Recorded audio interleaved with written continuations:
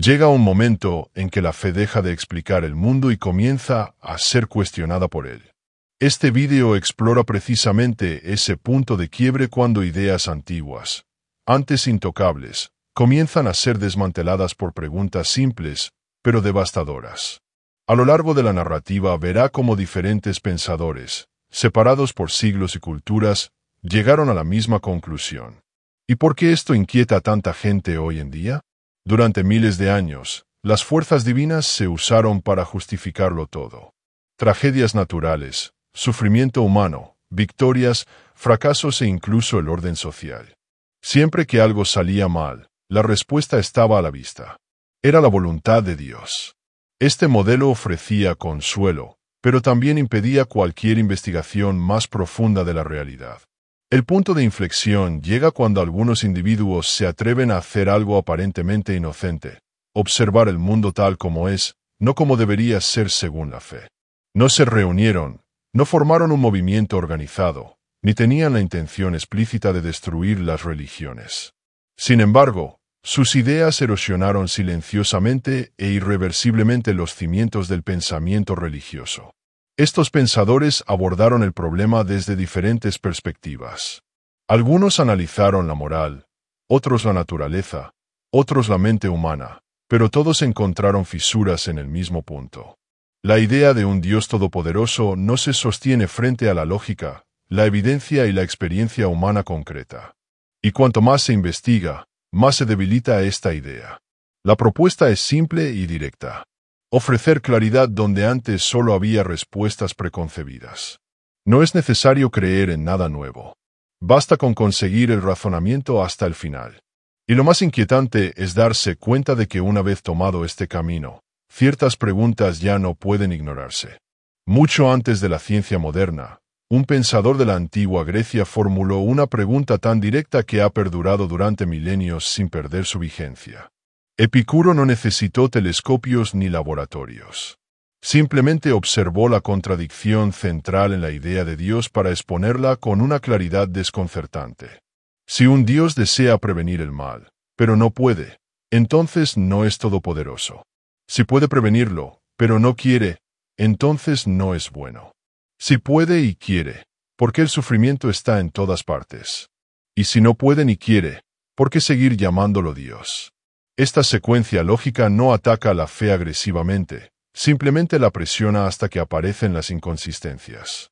El mundo real no se ajusta a la imagen de un gobernante perfecto y amoroso.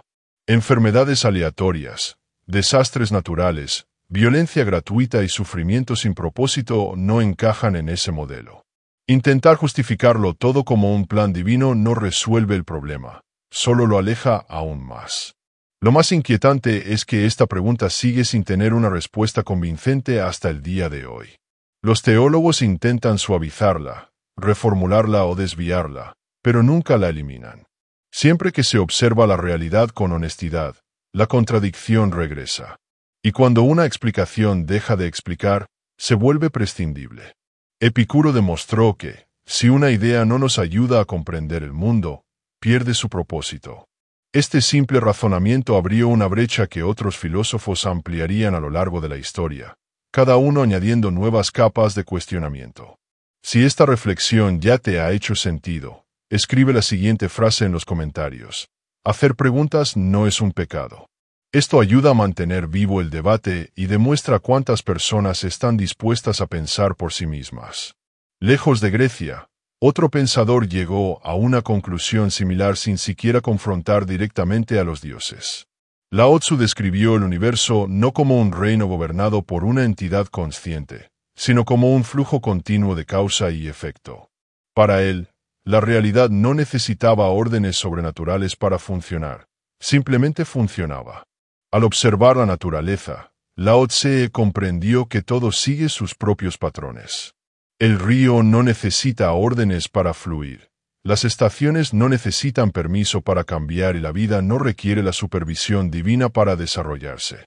Esta visión debilita discretamente la idea de un controlador supremo, ya que presenta un mundo autosuficiente. El problema surge cuando los seres humanos intentan imponer reglas artificiales a este flujo natural. Según esta perspectiva, Es precisamente este intento de control lo que genera desequilibrio, conflicto y sufrimiento. No porque un Dios castigue, sino porque la propia realidad reacciona a la interferencia humana. Cuando el universo se entiende como un sistema autorregulado, la noción de un gobernante invisible se vuelve redundante. No hay necesidad de una mente superior que mueva los hilos entre bastidores. El orden surge de la naturaleza misma, no de un trono celestial. Esta forma de pensar anticipa algo que la ciencia solo confirmaría siglos después. Las leyes naturales son suficientes. Cuanto más avanza este razonamiento, más clara se vuelve una pregunta incómoda. Si todo funciona ya sin intervención divina, ¿cuál es exactamente el papel de Dios? Siglos después, un filósofo escocés decidió atacar uno de los pilares más sensibles de la religión, los milagros. David Hume no negó experiencias humanas, pero cuestionó el peso que les damos cuando entran en conflicto con la realidad observable. Para Hume, creer en algo extraordinario requiere evidencia aún más extraordinaria. El problema es que los milagros dependen casi exclusivamente de relatos humanos y los seres humanos son falibles. La gente exagera, miente, confunde la memoria con el deseo e interpreta los acontecimientos comunes como sobrenaturales. Al otro lado de la balanza se encuentra algo mucho más sólido. Las leyes de la naturaleza actúan de forma constante todos los días, en todas partes. El agua no se convierte en vino, los cuerpos no resucitan. Lo imposible sigue siendo imposible a pesar de las historias. Cuando contrastamos testimonios endebles con siglos de observación científica, la conclusión más racional no favorece los milagros, favorece el error humano. Y sin milagros, gran parte de la narrativa religiosa pierde su prueba principal de autoridad divina. Este análisis genera una reacción encadenada. Si los milagros fracasan, las historias sagradas se convierten en relatos humanos comunes y cuando la historia deja de ser divina, la figura que la sustenta también pierde su fundamento. La duda, una vez más, no surge del ataque, sino de la lógica.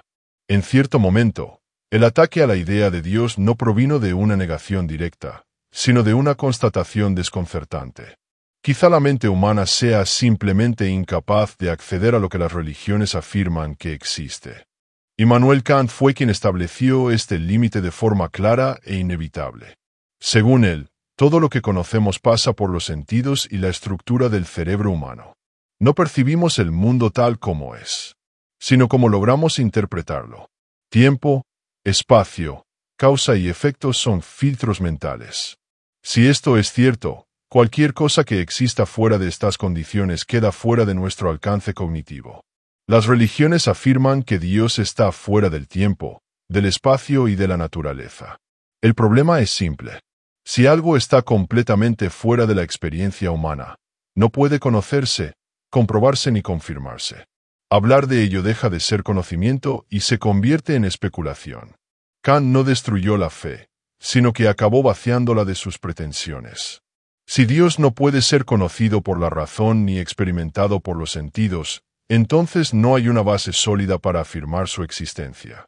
El discurso religioso entonces se basa únicamente en la creencia, no en la comprensión.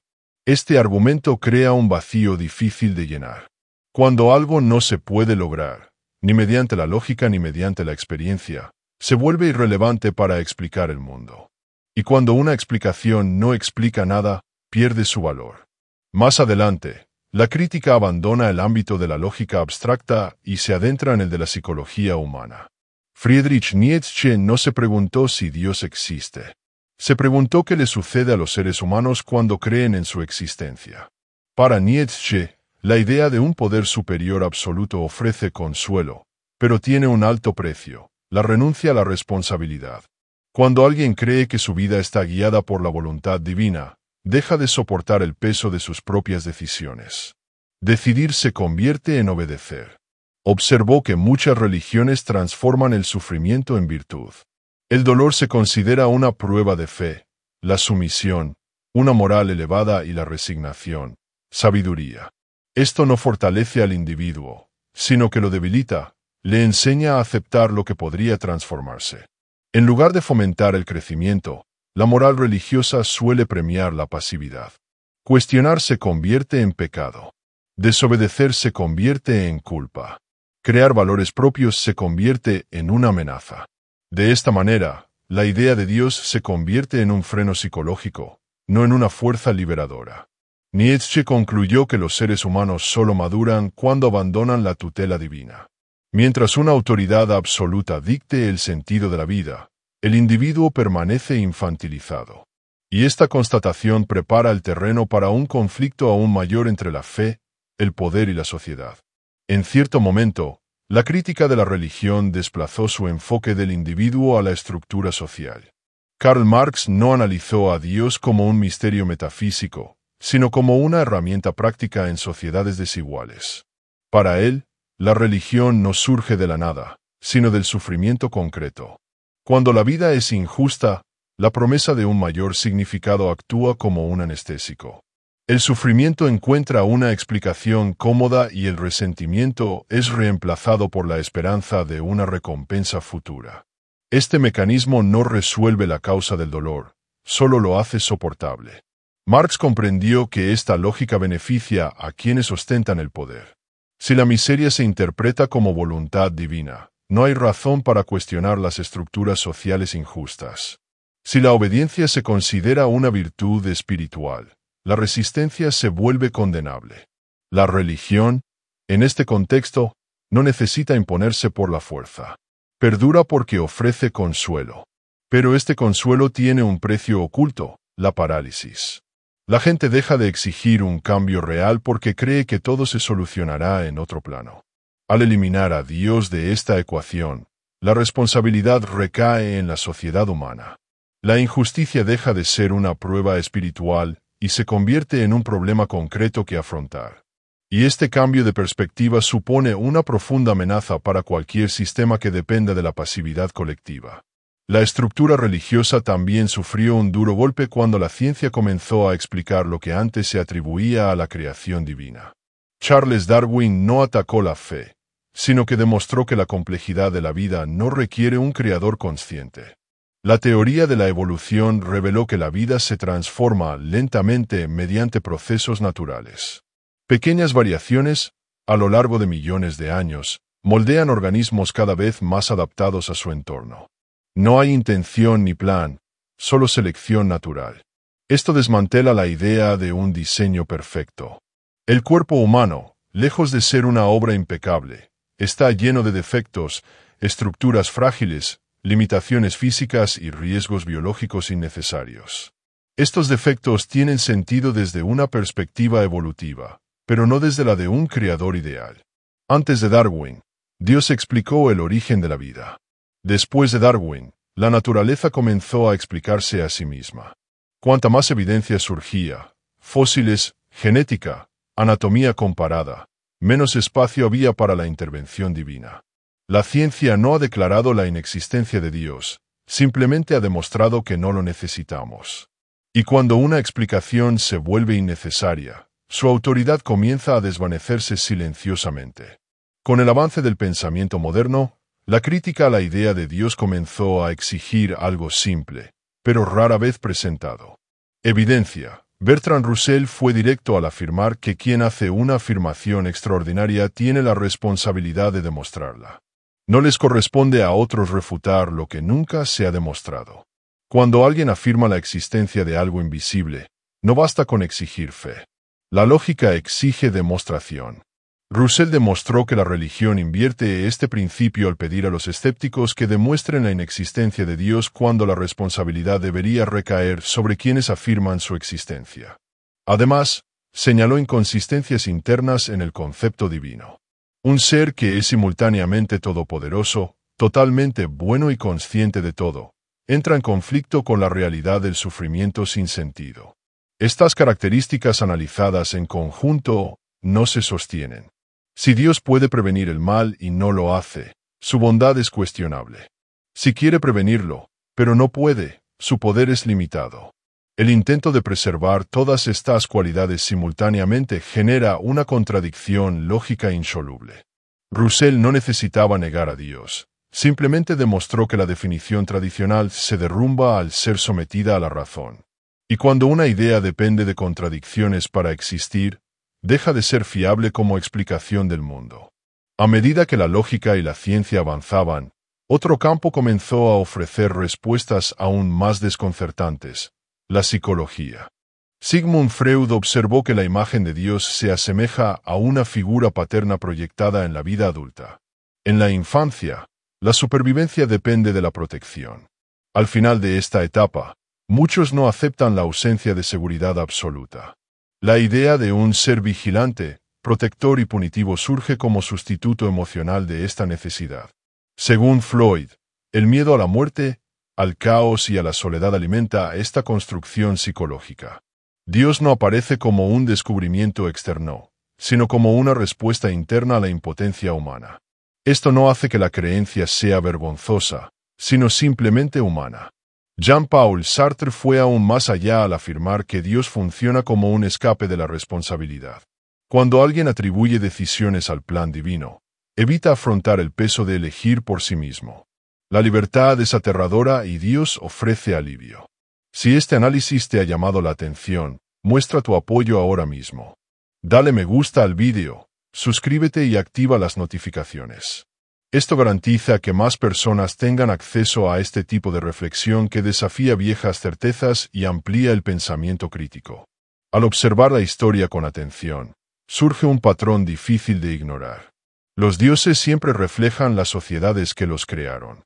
Los pueblos antiguos imaginaban deidades vinculadas al entorno en el que vivían. Los desiertos producían dioses severos. Las regiones fértiles creaban dioses asociados a la abundancia, y las sociedades guerreras exaltaban deidades violentas. Estos dioses cambiaron a medida que avanzaban la política, la cultura y el conocimiento humano.